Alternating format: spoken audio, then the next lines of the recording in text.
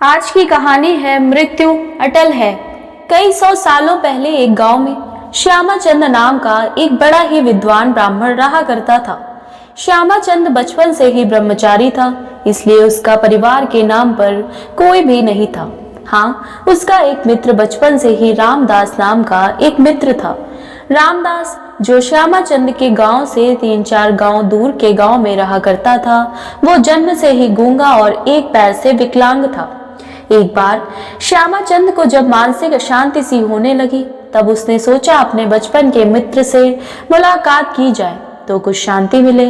ऐसा सोचकर श्यामाचंद रामदास के गांव जाने के लिए निकल पड़ता है। रामदास के गांव जाने के रास्ते में 3-4 गांव और कुछ जंगल भी आते थे। श्यामाचंद जब जंगल से होते हुए गुजर रहा था, तब उसके साथ सफर में महाशंकर नाम का एक आदमी जुड़ गया। महाशंकर का साथ पाकर श्यामाचंद को भी अच्छा लगा और बातों बातों में उनका सफर अच्छा कटने लगा। चलते चलते रास्ते में जब पहला गांव आया, तब महाशंकर ने श्यामाचंद से कहा कि तुम आगे बढ़ो, मुझे इस गांव में कुछ काम है, उसे पूरा करके मैं शीघ्र ही तुम्हें आगे मिलता हूँ। श्यामाचंद ने अपना सफर धीरे धीरे जारी रखा। वो अपने सफर में थोड़ा ही आगे बढ़ा था कि उसे पता चला कि उस गांव में कोई फांसी लगाकर मर गया है। आगे महाशंकर फिर उसके सफर में साथ हो गया। वो दोनों अपना सफर जारी रखते हुए आगे बढ़ते गए। कई मीलों तक चलने के बाद फिर से एक गांव रास्ते में पड़ा, जहां फिर से महाशंकर ने श्यामाचंद से कहा कि मेरा इस गांव में कुछ काम है, जिसे पूरा करके मैं तुम्हें आगे मिलता हूँ। और वो उस गांव में चला गया। श्यामाचंद ने फिर धीरे धीरे अपना सफर जारी रखा और थोड़ा आगे जाकर उसे खबर मिली कि उस गांव के एक आदमी को सांप काट गया और आदमी मर गया। श्यामाचंद सोच ही रहा था कि ये कैसा अजीब इत्तेफाक है कि जिस भी गांव में महाशंकर जाता है, वहां से कोई ना कोई बुरी खबर आ जाती है।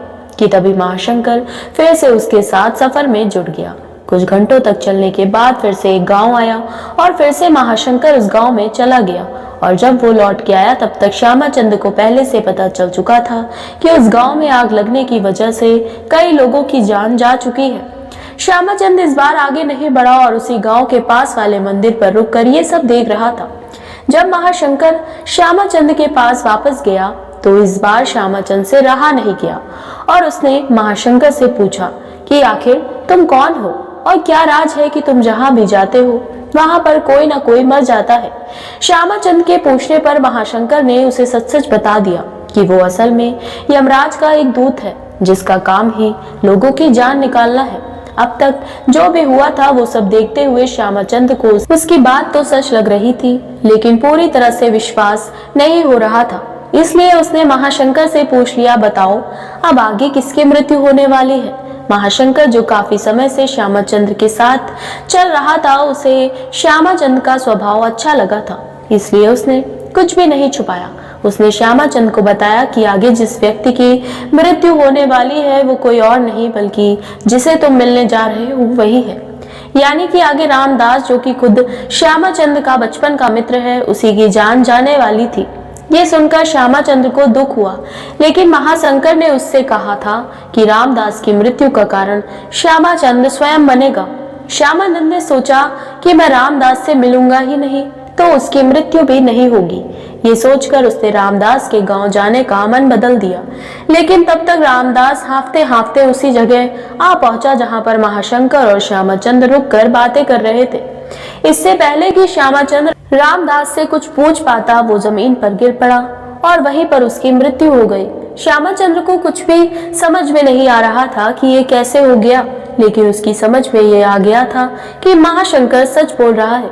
श्यामाचंद ने महाशंकर से पूछा, आपने तो कहा था कि रामदास की मृत्यु का कारण मैं बनूंगा, किंतु ये तो मुझसे मिले बिना ही मर गया, ऐसा कैसे हुआ।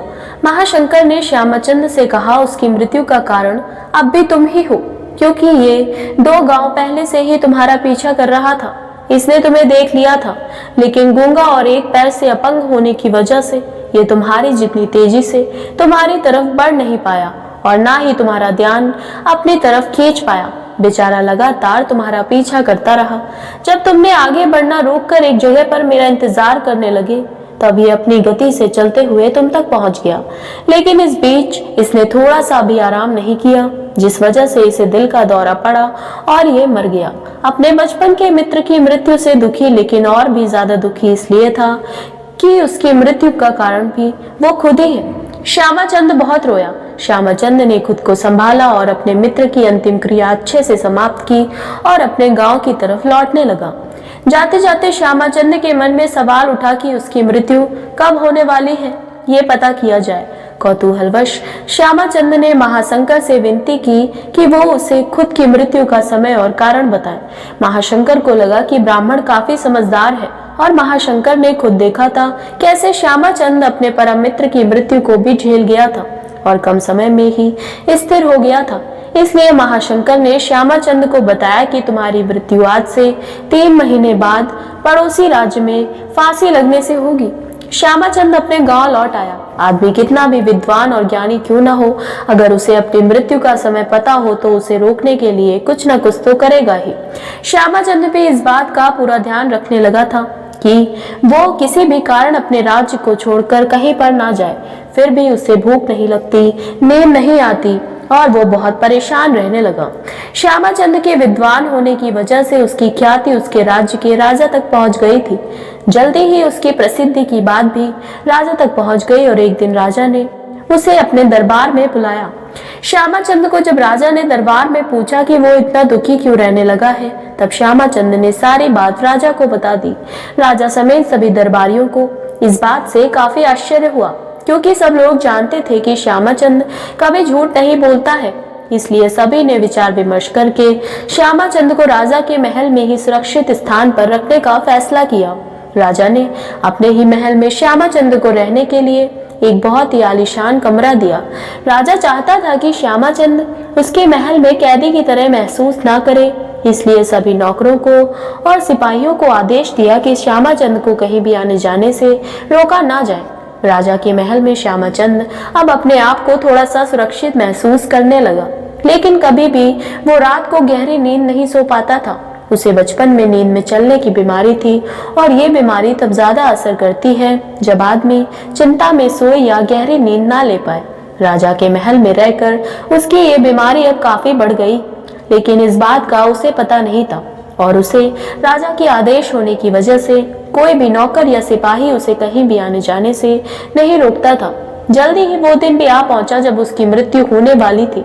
उस रात भी वो चिंता में सोया और नींद में उठकर चलने लगा। चलते चलते वो महल के अस्तबल में गया, एक घोड़े पर सवार हो गया। घोड़ा राजकुमार का था और राजकुमार अक्सर पड़ोस के राज्य की राजकुमारी से मिलने उसी घोड़े पर जाया करता था। जैसे ही श्यामाचंद उस घोड़े पर सवार हुआ, घोड़े ने उसे राजकुमार समझकर दूसरे राज्य में जाने के लिए दौड़ लगा दी और कुछ ही समय में दूसरे राज्य के महल में जाकर रुका। श्यामाचंद्र घोड़े से उतरकर उसे अपने राज्य के राजा का महल समझकर महल के अंदर घुस गया और वहां पर नींद में चलते चलते रानी के शयन कक्ष में जाकर सो गया। सुबह जब रानी उठी तो एक पराया पुरुष को अपने कक्ष में सोते हुए देख बहुत डर गई और तुरंत राजा को बुलाया। ये नजारा देख राजा को बहुत गुस्सा आया।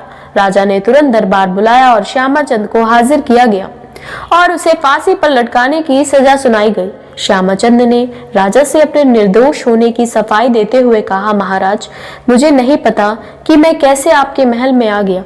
आप ही सोचिए कि किसी की भी इतनी हिम्मत हो सकती है कि आपके राज्य में आकर आप ही की रानी के बगल में सो जाए। और उसने उसके साथ घटी 3 महीने पहले की घटना और महाशंकर के बारे में सारी सच्चाई बता दी। राजा को भी श्यामाचंद की बात में कुछ तर्क लगा, इसलिए राजा ने अपने पड़ोसी राज्य से श्यामाचंद की कही बातों की पुष्टि करवाई। तब उसे पता चला कि वो पिछले कई दिनों से पड़ोसी राजा के राज्य में मेहमान की तरह रह रहा था। राजा ने फिर से दरबार बुलाया और अपनी दी गई सजा पर विचार विमर्श करने के लिए कहा। सभी चाहते थे कि श्यामाचंद को सजा नहीं होनी चाहिए, लेकिन सब ये भी चाहते थे कि राजा की कही हुई बात का मान भी रखा जाए। काफी सोच विचार करने के बाद सब इस बात पर सहमत हुए कि एक कच्चे सूत की डोरी से श्यामाचंद को फांसी दी जाए, जिससे वो रस्सी टूट जाएगी और श्यामाचंद की मृत्यु भी नहीं होगी और राजा की बात भी रह जाएगी। ये फैसला सुनकर श्यामाचंद भी खुश हुआ और खुशी खुशी सूत की डोरी से फांसी लगाने के लिए राजी हो गया। श्यामाचंद को सूत की डोरी से फांसी लगाई गई। वो डोरी श्यामाचंद का वजन नहीं संभाल पाई और टूट गई, लेकिन टूटने से पहले पतली होने के कारण डोरी से श्यामाचंद के गले की एक नस कट गई और काफी खून बहने की वजह से श्यामाचंद की वहीं पर मौत हो गई। दोस्तों, इसलिए कहते हैं कि मृत्यु अटल है, लेकिन मृत्यु से पहले के जीवन को हम अपने मृत्यु के बारे में सोच सोचकर व्यर्थ नहीं कर सकते। एक दिन तो सबको मरना है, लेकिन मरने से पहले जितना जी सके हमें जी लेना चाहिए। इस कहानी से सबसे गहरी बात जो हमें सीखने को मिलती है वो ये है कि हमें ना भूतकाल में ना भविष्य काल में बल्कि हमें वर्तमान काल में जीना चाहिए। आशा करती हूँ आपको हमारी ये कहानी पसंद आई होगी। अगर हमारी कहानी पसंद आई हो तो हमारे चैनल को सब्सक्राइब करें।